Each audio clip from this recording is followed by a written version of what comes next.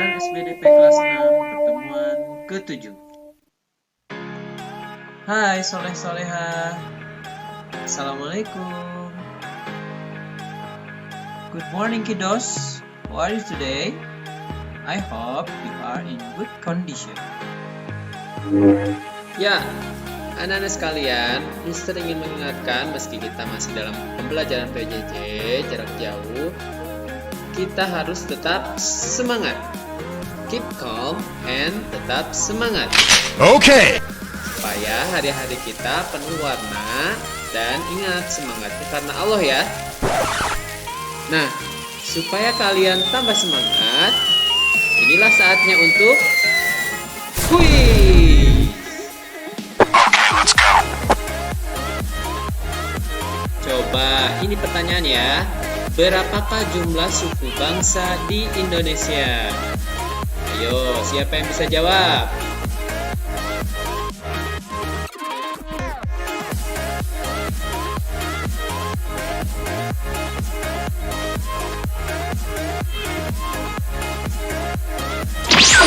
Ada yang masih bingung? Nah, ini Mister lihatin nih peta Indonesia. Ya, kepulauan. Indonesia merupakan sebuah negara kepulauan ya. Nah, kira-kira berapa sukunya jikalau Indonesia sebagai negara kepulauan? Ternyata ada 1340 suku. Dikutip dari indonesia.go.id, Indonesia memiliki lebih dari 300 kelompok etnik atau suku bangsa. Lebih tepatnya, terdapat 1340 suku bangsa di tanah air menurut sensus BPS tahun 2010. Suku Jawa adalah kelompok terbesar di Indonesia dengan jumlah yang mencapai 41% dari total populasi. Sedangkan di Kalimantan dan Papua memiliki populasi kecil yang hanya beranggotakan ratusan orang. Pembagian kelompok suku di Indonesia tidak mutlak dan tidak jelas. Hal ini akibat dari perpindahan penduduk, percampuran budaya, dan saling mempengaruhi. Jadi, kemungkinan untuk tahun 2021 bisa jadi lebih dari 1340 suku. Wow, subhanallah. Nah, tahukah kalian bahwa sebenarnya Al-Quran sudah menyampaikan terkait apa yang menjadi fakta yang tadi disampaikan oleh Mister. Dalam Al-Quran dikatakan, A'udzu billahi minasyaitonir rajim. Ya ayyuhan nasu inna khalaqnakum min zakarin wa unsa وَجَعَلْنَاكُمْ شُعُوبًا وَقَبَائِلَ لِتَعَارَفُوا إِنَّ أَكْرَمَكُمْ عِندَ اللَّهِ أَتْقَاكُمْ إِنَّ اللَّهَ عَلِيمٌ خَبِيرٌ. Hai manusia, sesungguhnya kami menciptakan kamu dari seorang laki-laki dan seorang perempuan dan menjadikan kamu berbangsa-bangsa dan bersuku-suku supaya kamu saling kenal mengenal. Sesungguhnya orang yang paling mulia di antara kamu di sisi Allah ialah orang yang paling bertakwa di antara kamu. Sesungguhnya Allah Maha Mengetahui lagi Maha Mengenal. Quran Surat Al-Hujurat ayat 13. Baiklah kiddos, berikutnya Mister akan sampaikan tujuan pembelajaran hari ini. Silakan kalian baca ya.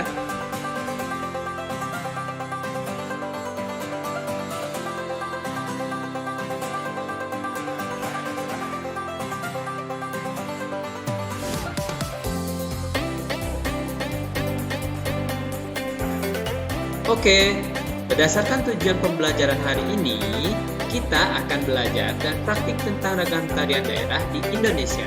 Setelah ini, kalian akan menyimak apa-apa saja tarian daerah dari 34 provinsi di Indonesia. Please watch this out!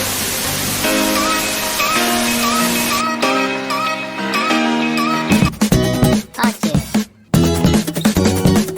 Sumatera Utara, Sumatera Barat, Riau,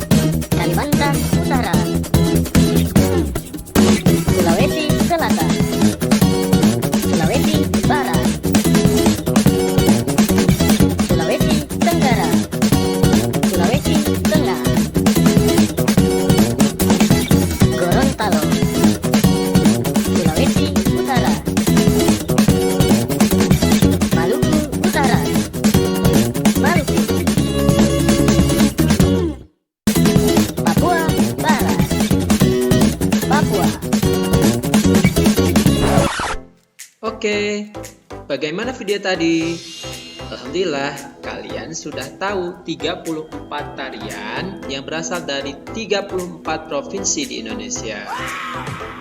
Selanjutnya, Mister akan menyampaikan terkait hal penting tentang tarian, yaitu tentang unsur tari. Dalam tarian terdapat berbagai unsur yang saling mendukung sehingga memunculkan perpaduan yang harmonis. Keharmonisan itu akan membuat sajian tari menjadi indah dan menarik. Nah, unsur tari terdiri atas 1. Gerak.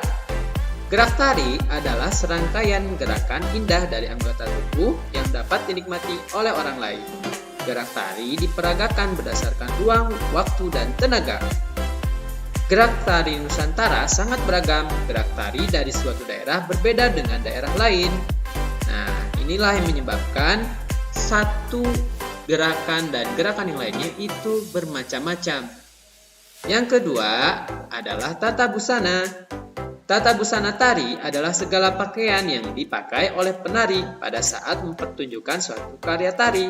Busana tari sebaiknya disesuaikan dengan bentuk tariannya. Misalnya, tata busana untuk tari kupu-kupu harus menyerupai kupu-kupu. Selain itu, busana tari juga harus enak dipandang dan tidak mengganggu gerak penari. Yang ketiga adalah tata rias tari. Tata rias tari adalah seni penggunaan alat-alat rias seperti bedak, lipstik, pensil, alis, dan lain-lainnya untuk mengangkat cerita yang diperankan dalam tari dan membedakan karakter tari. Tata rias untuk tari yang berkarakter halus akan berbeda dengan tata rias untuk tari yang berkarakter lincah ataupun lucu. Yang keempat, iringan tari. Nah, ada iringan tari yang berasal dari tubuh manusia. Ada juga iringan tari yang berasal dari berbagai alat musik atau benda yang dimainkan. Iringan tari yang berasal dari tubuh manusia, misalnya tepukan tangan, hentakan kaki, dan suara-suara dari mulut. Iringan tari yang menggunakan alat musik ada yang berupa alat musik tradisional dan ada juga yang berupa alat musik modern. Yang kelima adalah properti tari. Properti tari adalah alat yang digunakan oleh penari untuk melakukan gerakan tari. Properti merupakan pelengkapan dalam suatu karya tari. Pemakaian properti diusahakan jangan sampai mempersulit gerak menari. Yang terakhir adalah tempat pertunjukan. Nah, seni tari adalah salah satu cabang seni pertunjukan atau tontonan. Jelas bahwa karya seni tari membutuhkan ruangan atau tempat untuk mempertunjukkannya. Tempat pertunjukan tari disebut juga tempat pentas.